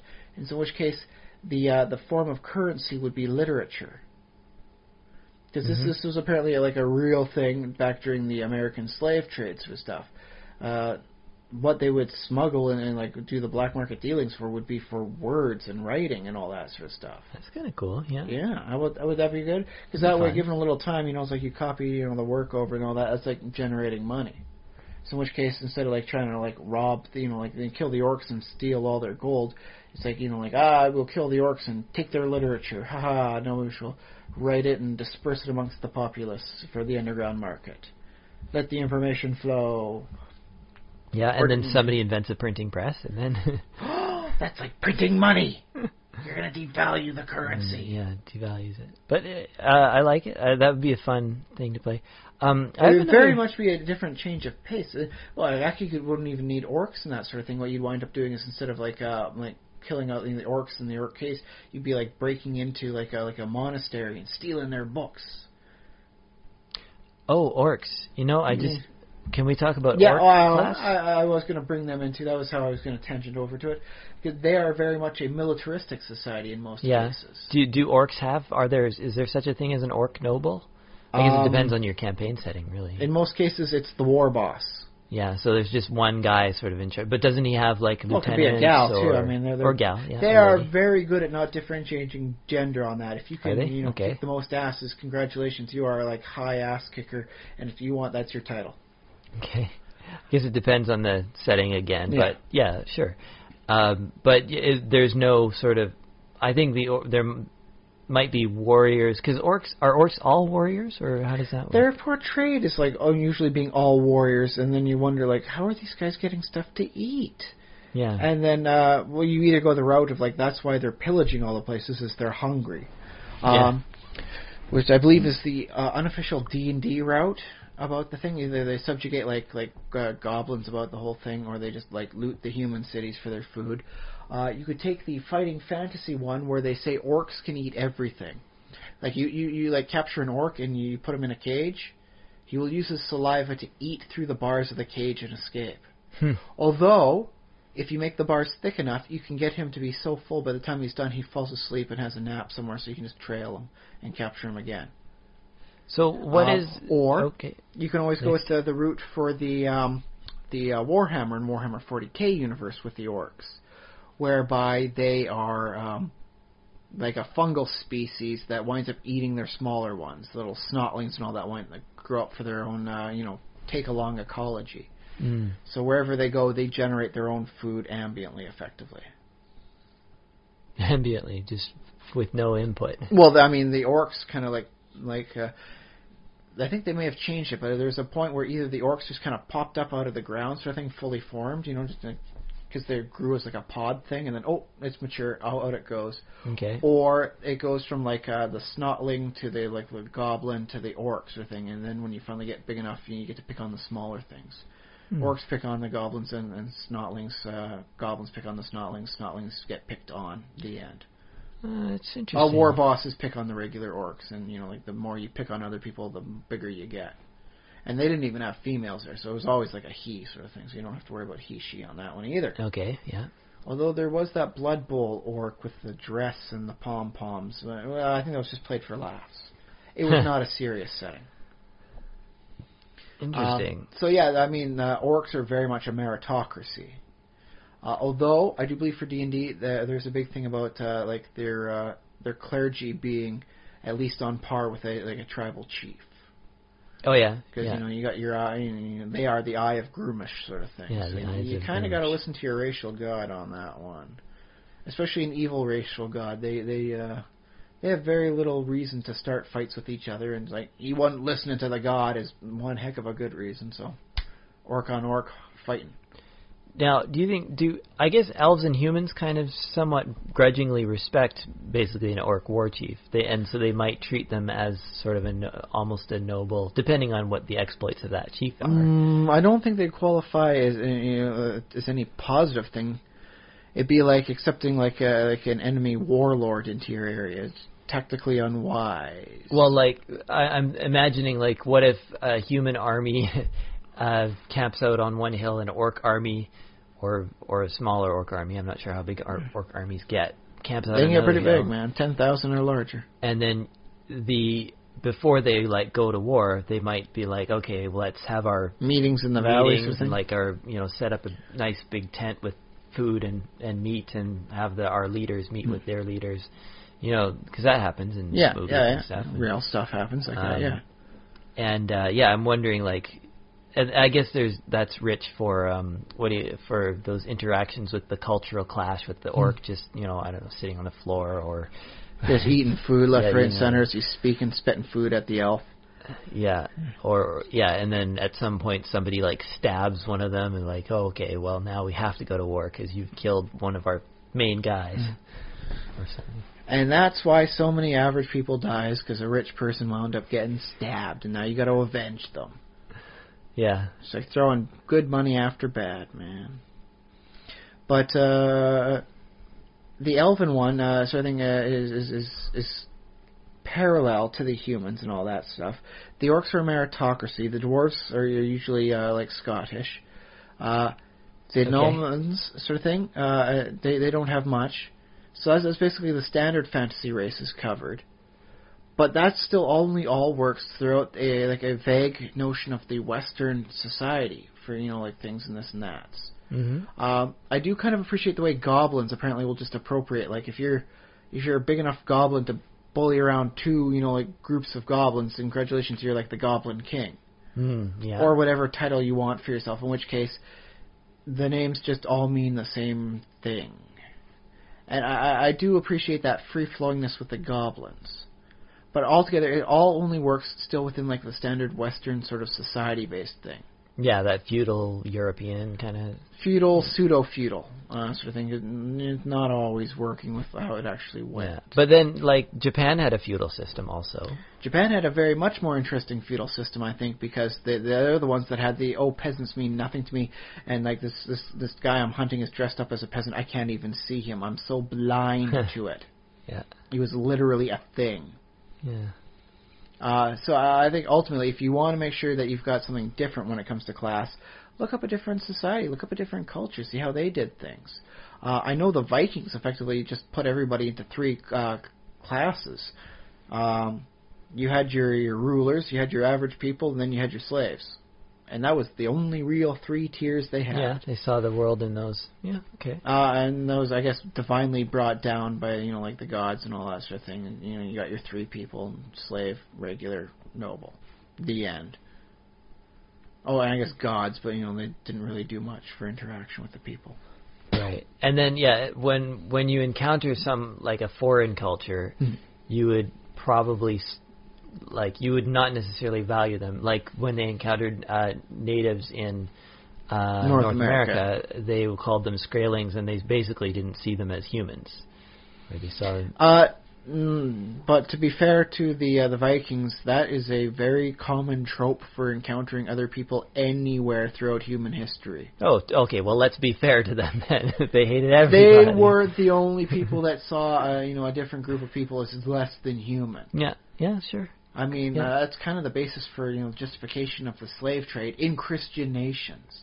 Yeah. It's good for both of us, and it says so in our Bible here. They're not really full of people anyways. And, well, we were talking about Splice and about how it mattered that she, could she communicate or not, and that seems to be a key issue of whether we see somebody as human. Very much a key issue, because she was very close to looking human. She had a tail, and the legs were more like animal style, like goat legs sort of thing. But otherwise, she looked very much human. So you'd have to, say the question is is this truly a human or not a human, and all that. It's like, well, she can't actually speak. She does trilling things, and she does that head bob back and forth that you see animals do, like birds when they're looking at something. And so it's like, oh, okay, that is telling that she should not, in this case, be considered as a complete and full human, because she has very much definitely animal characteristics. Which is not to say that alone should be the determinant. I mean, if the ability to speak was all that determined whether or not you were human, deaf people would be in a very, mute people would be in a very bad situation. Anybody who lost a sense could suddenly lose their right to being claimed as human. Yeah. Well, that you can't speak and you're not a human. You can't listen, you're not a human. You're blind, not a human. Yeah, but so, that's a I guess not exactly the best argument, but it was a nice non-visual cue to help differentiate her from, like, saying, like, what measure is a human in this case? Yeah, so in that D&D world, or I guess in the Viking world, or in the ancient Greek world, the fact that another people or another group of people spoke a different language, to you that sounded like them not being able to communicate, and that made them lower in your eyes, maybe even non-human or basically less important. And I think that translates over into class, because we have things like refined accents defining class. The higher upper crust of British accent. Yeah. As opposed to the lower Cockney accents. Yeah, because in English we have this example, which is pretty well established, but in fact other languages have even further pronounced differences in the upper class versus lower class, depending on which language you pick. I know over in Japan they've got one for like the rough thing that winds up translating fairly consistently when they move it in English to a Brooklyn accent. Yeah. So I guess, although I suppose if you're doing it like for a British thing, you could wind up working with some of the lower districts for London to make it work as well.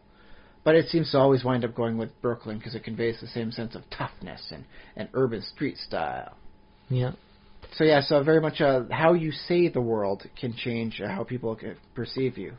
I mean, Stephen Colbert, bless his soul, is a Southern. Okay. He's a good guy, and he's done a lot of stuff. But he started off with the Southern, like a Carolinian accent. Oh yeah. Okay. And he trained himself to get rid of it because he knew that people perceive people with the Carolinas accent as being a little slow. Yeah. And so, true. He learned from the newscasters how to speak and sound like a real, like educated sort of person, despite the fact he was saying the same thing just without the accent. I don't know if he can slip back into the accent really quickly or anything like that, but yeah, he did effectively have to, air quotes again, raise his rank and his status by getting rid of the accent that is culturally perceived as being a wee bit slow-witted. Now, for a D&D player, this is a good, sometimes D&D players, like players, will decide, okay, like my character has an upper crust background, so I'm going to translate that over into having like a British accent or a very proper accent. My elven wizard does not understand such lower concepts, and thus you will not hear him repeating any words whereby the last letter is dropped off of it. Yeah, pronounces every letter. Yeah. Yes. Yeah. So you can do little things like that, and sometimes it sounds a little cheesy. I did not spend 200 years learning this foul common language in order to mistranslate it as I try and speak my intentions. All right. Yeah. So we have that kind of thing. Look, in which case it's not even an accent, but just how you decide to work on how much pronunciation you're doing. Yeah. And you know what? I will admit I would like to be considered more intellectual amongst some people, and there are people who know me that say I'm a smart guy. Yeah. But I will catch myself, using the colloquials from where I am and just dropping, an occasional letter to make it seem a lot more, just like open and free, so that I'm not like trying to dominate a conversation with the power of my words, but really just, just make sure it's on equal ground. I drop the G off of my INGs, and Yes. It's nothing. So that way you can perceive the cultural divide is something that can be added or dropped at a moment's notice if the person knows how and what they want to do to take it or drop it as need be. For instance, sort of thing. If I want to be perceived more professionally by the listening audience out there, I should spend some time doing what Stephen Colbert did: watch some news broadcasts and try and work on my inflection and my delivery style to match them. Thus, when I speak to you folks out there, you will hear it and with the same regard and the same technical intonations of a news reporter, and thus you will perceive me in amongst that crew. And that's not exactly class as it is more of a profession, but it is a highly regarded profession. Now, one other thing about class is sometimes people use the word classy or I have a lot of class to mean a couple of things, refinedness and even morality and sort of... Swankiness. Yeah, oh yeah, because those lower class people, man, they are so rife with sin. Yeah. And then you look at Elizabeth Bathory and like, oh, that's right, it can affect everybody and money drives you crazy. Whoops. But I think there might be a little something to that rich people having more like morality because they have the luxury of not having to scrabble for resources or something like that. The unexamined life is not worth living, and thus when you are rich enough to not have to spend all your time constantly worrying about where, like how you're going to survive, in the short and long term, sort of thing, then yes, you can examine your life, and thus you can learn the concepts behind the morals instead of do as you're told, otherwise you get punished. Yeah. And thus they can be said to have deeper morals. That said, it's a lot like the trickle-down economic theory. Yeah. Just because the availability is there doesn't necessarily mean you are under any compunction to follow through on that. That's true. And we can have, like in TV and stuff, we can have villainous nobles, which is a sort of contradiction in term, because villain is the opposite, like nobility versus villainy. Those are opposite concepts, but yet you can have a character that is sort of noble background yet villainous traits, or vice versa. Well, heck, Scar from the Lion King is a heck of a good example there. Although there's some things about him being portrayed as closet gay that wind up. Yeah. Oh. He was very considered, camp gay sort of thing, which is an interesting thing in itself. The gay stereotype and how they pronounce an accent and all that works. Oh, yeah. Winds up, being portrayed as villainous in enough occasions. You might be able to make a decent argument saying that Hollywood is trying to make the gay people sound villainous by making sure that all the best villains sound gay. Well, that's interesting, yeah, because that almost is like a class because they sort of have their own community. I suppose you can say the same thing about nerded culture and gamer culture. You can say that's a class of type of people. Well, it's all subclass, and that's something I did want to mention while we have, I guess we're just only a little over. We are in an interesting portion of society now where instead of having like the stratified, level of your hierarchy where one's on top of the other, you do have your rich people at the top, and I guess you have your just slave wage sort of thing where you're living paycheck to paycheck at the bottom. But you've also got like all these lateral levels of like cultures. What subculture are you a part of? I'm a nerd. Oh, I'm a sports fan. I'm big into music. It doesn't make you higher or lower, but it does put comedy. It does put you in a different sort of like a class sort of thing in this case. Yeah. You're just parallel classes, which I think is a very interesting concept that always bears like just sit down sometime and like meditate on that, like turn off the TV and just think about like all the different classes and how they're all equal, but we all get the right to pick on each other just a little bit, just for the fun of it, right? A good bit of rivalry and ribbon is always good for everybody, right? I think so. Don't take it too far. Don't get vicious, but it's all good, A little bit of good-natured, fun.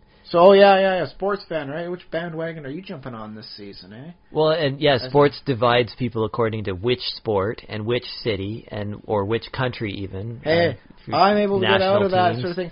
I like hockey, but I'm not tied to any one team because, when I first started watching hockey was the 1987-1988 seasons, and there was the Oilers. And after the 87-88 Oilers, there's nothing.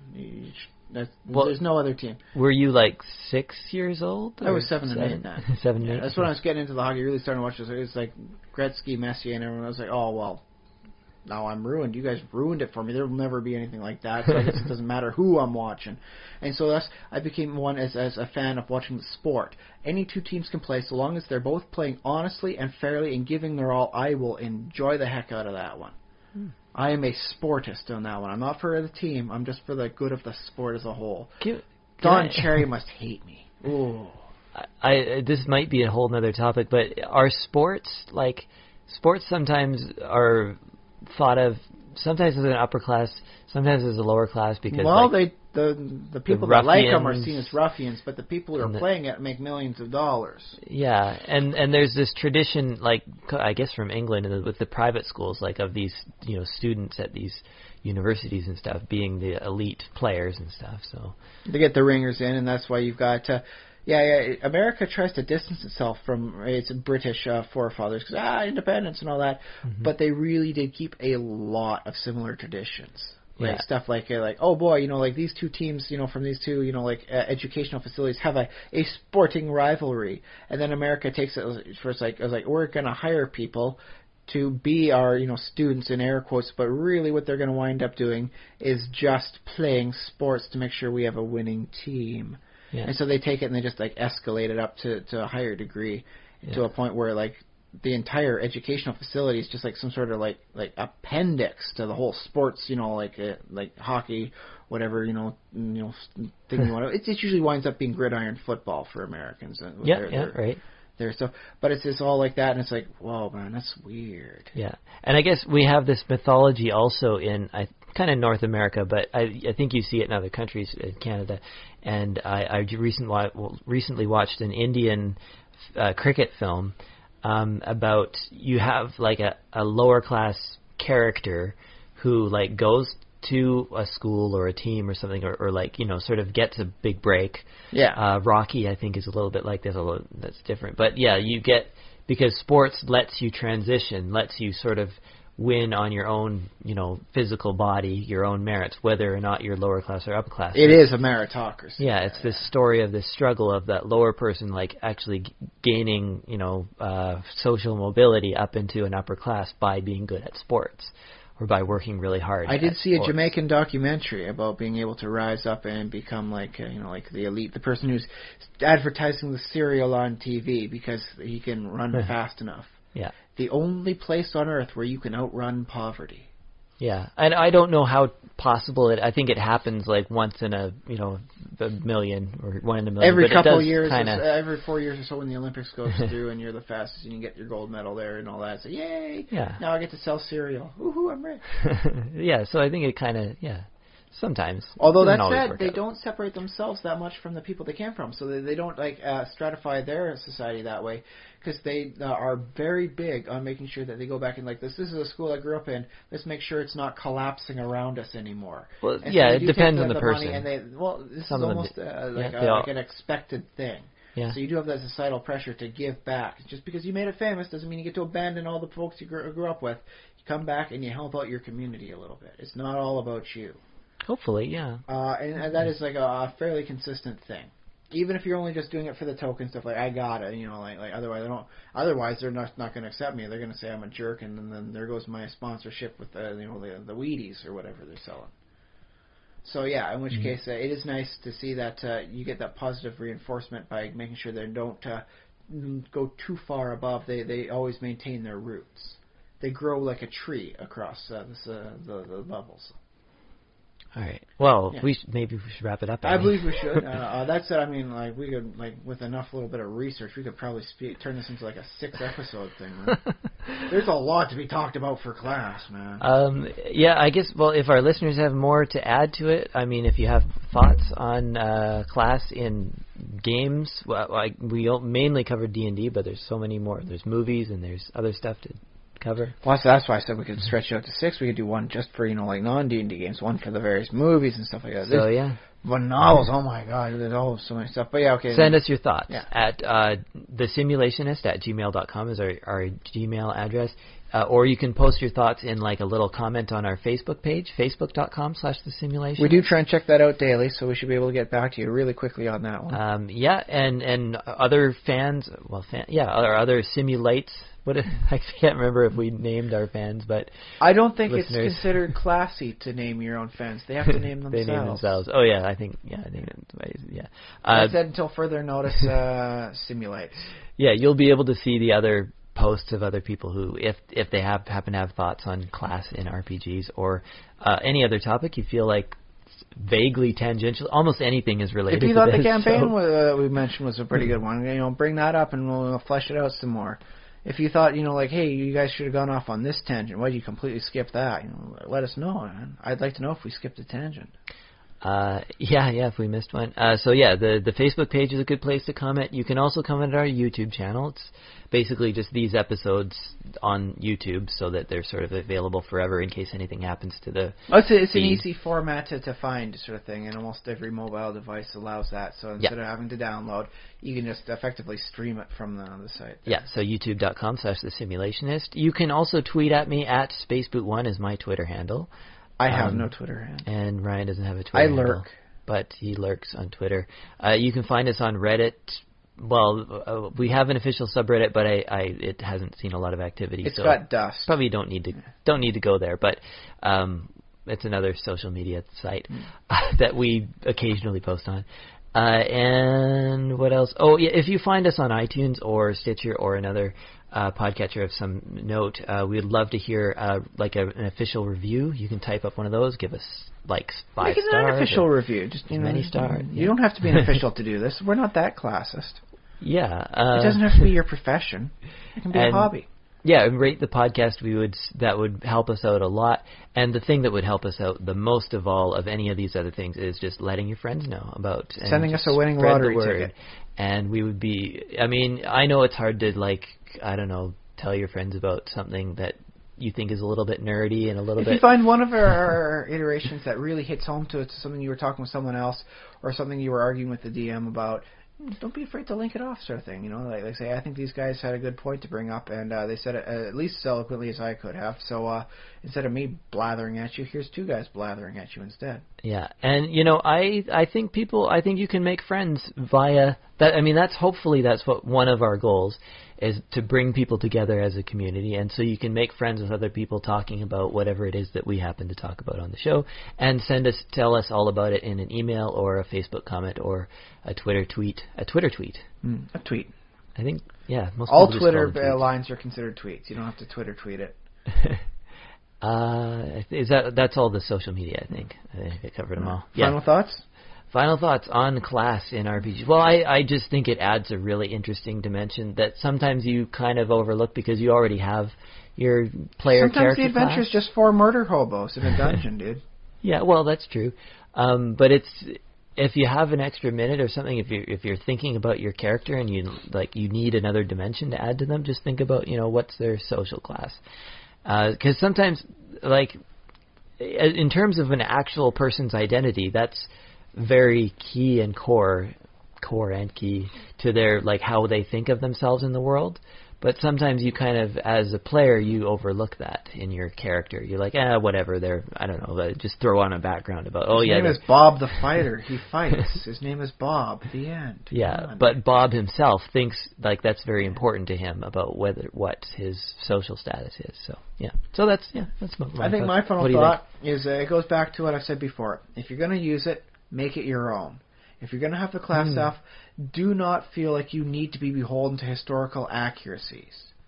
I mean, you're in a world where people shoot fireballs out of their fingertips and they fight, like dragons, like giant fire-breathing lizards themselves. I mean, do not worry about realism. Do dragons have classes? Social class? I believe they have something akin to it. But maybe the colors kind of count as classes. Something and like age that. Categories. And whether or not you worship the god who helped make you, sort of thing. Okay. But otherwise, you got to make it your own. It's got to be yours, and you got to think to yourself, how does this play out, and how does this further the story I'm telling? How does this help the players out with the stories they're telling? Mm-hmm. You got to make it your own. That is the final thing on that. Then I like to say, I've said it before. I'm likely going to wind up saying it again. But in a case like this, it is a very paramount thing. You got to make certain it works for you and not against you. Yeah. Well, I like the thought too. Even if it works against your players. You, as a DM, you can throw it in there into your campaign world, and sometimes you throw in things to your campaign that are like little details that the characters can't really play with, like, these people have blue skin, or these people do eat this kind of food. But when you throw in something like these people have this view towards classes and they have this, and this class, then you give that to the players, then the player can be like, oh, well, my character can aspire or can be fighting against or can be trying to manipulate within, and that way it has a thing that the players can be like, oh yeah, I can work with that, and they can use it. Or you can wind up using it to suddenly change things. Like you go to a distant land where it's a magocracy, where the ability to cast magical spells determines where your status, and amongst the rankings and all that. And all of a sudden, the party player, who's playing the wizard, is the equivalent of a noble all of a sudden. How does he treat his new arrow underlings? Yeah, that's always a fun situation. Yeah, it adds to a little friction between the group. Then later on, they're in a battlefield sort of thing where the guy with the tactical knowledge is the effective leader. So I guess that makes the fighter the default leader of the group sort of thing. Like who's listening to him and who's going to try and be a dissident there. Who's going AWOL, because that's what they call them. You've gone AWOL, man. You're not just a dissident that way. It's how it goes. And you can play with that, and that way, because it's regional or situational based, you can pick it up for a little while and drop it when you're done. And that's a very nice thing to do for a bit of a longer run thing, to just change things up a little bit. All of a sudden, your wizard's effectively a noble, but only while you're in this city. Who wants to keep staying in this city? Well, jerk-ass the wizard, is ruling over you. Have some fun with it, yeah. Good. Okay, that's it then. I think that's about everything. Yeah. Long episode again. We've been doing a couple of these lately, but we got a lot to say, it seems. Thanks for listening. We'll see you in 7 days. I've been Joshua Levin. I've been Ryan Kirkby. Senma.